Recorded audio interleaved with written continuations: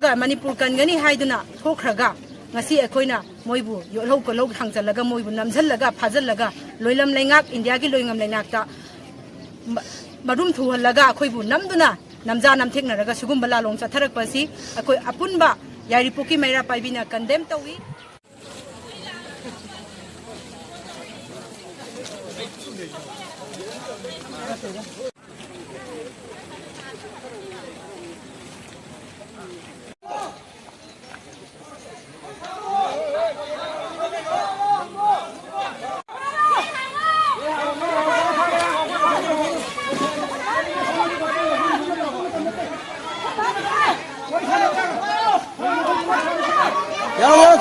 Go!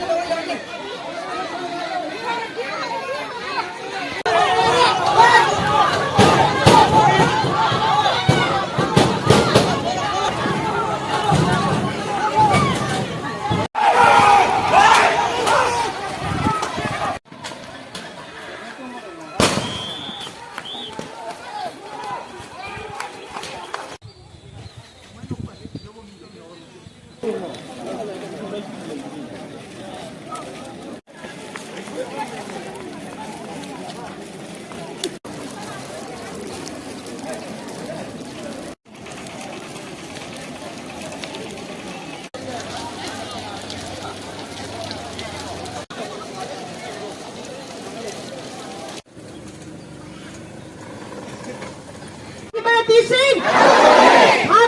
Sing!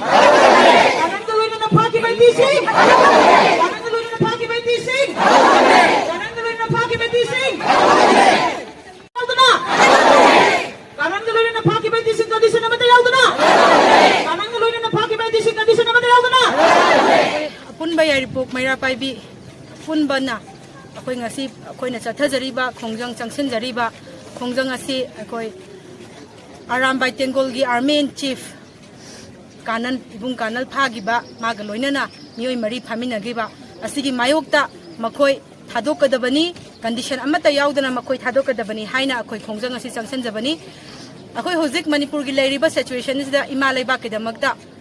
Katoga Manipur Kangani Haiduna, Hokraga.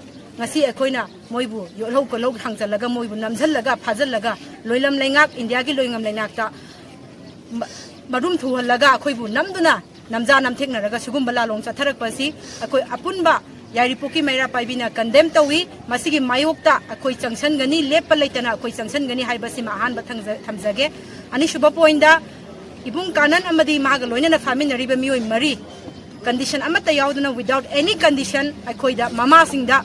Manipurgi ima singda Sinabikadabani Madu Atuba Matamda Pung Kunmarigi Manungda Akoigi Kuta Yohanbiu Maduna Tabataragadi Akoi Makal Makaki Khongjang Changsingkhigani Akoi Madugi Diet the Kudingmak India government India Lengak Namadi Housit Lariba Manipurgi governor na Pugadabani Haibasi Tamzage MLA Kudingmak Akoi Manipurda Hanbiraklo Manipurda Hanbiraklo Tang Taragi Pung Taruki Mamangda, Makoi Kuding Makoi Manipur, Hanbirak Laga, Anoba government, Amano Sakara, Masembi, Navigamakta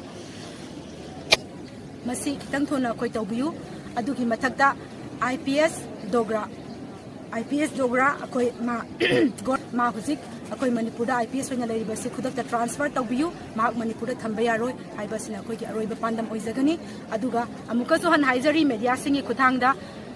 Kanan Amadi Mahati Loina reversing condition Yaudana, Pung Kunmarigi Manungda, Manipurgi Imasingda, Sinabiu Haibasi, Aruiba Apilni, Masigi Makata, the Pung Kunmarigi Manunga Sinabida Batagadi, Ako Imasingna, Hauropa, Ihau, Tauropa Kuding Makta, India Langak, Amasung Manipur governor, Namadugi Rix Kudamak, Pugadabani Haibasi, Mediada Tamsat.